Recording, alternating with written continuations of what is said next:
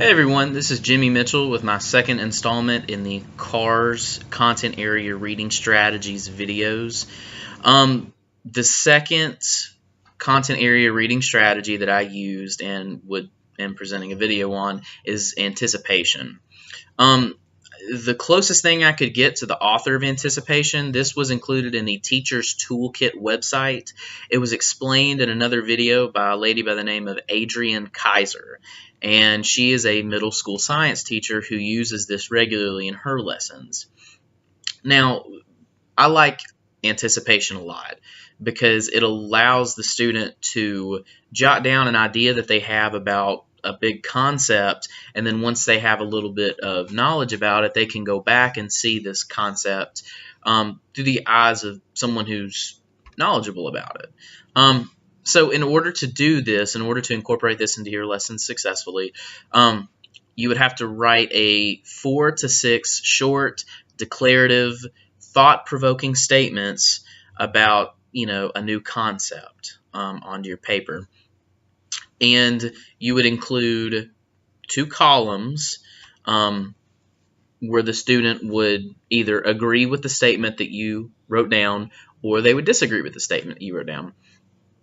Now, after they have done this, they will put the paper away, and you will continue on with the lesson.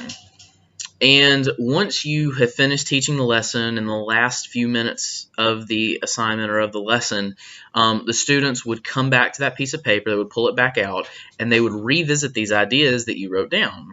So when they revisit these ideas, now that they have this newfound knowledge, they can go back and they can reevaluate their answers. They can say, oh, well, I disagreed with that at first, but now that I know more about it, I think that I agree with it more. Or, I really thought this, and, it sounded good at the time, but with the knowledge that I have, it's not that great anymore.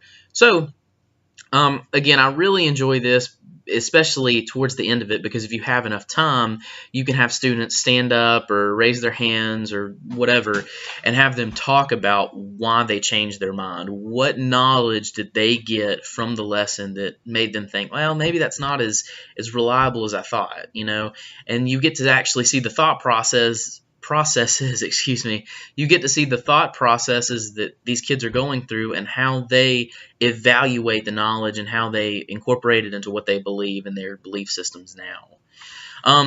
In my lesson, in the introduction and closure of my lessons, I had students, when they came into class, they would answer a bell ringer about the President of the United States and whether or not he should have unlimited power or ultimate power. Students would write down their answers, whether they agree or whether they disagree, and then they'll put that paper away, and then I will continue on with the lesson. So once they do that, after the lesson's over, with the judicial branch and learning about the checks and balances of government, they can come back to that and say, well, I still think that the president should have ultimate power because X, Y, and Z, or, I said that at first, but now I don't think so. I'm glad that we have checks and balances, or, vice versa.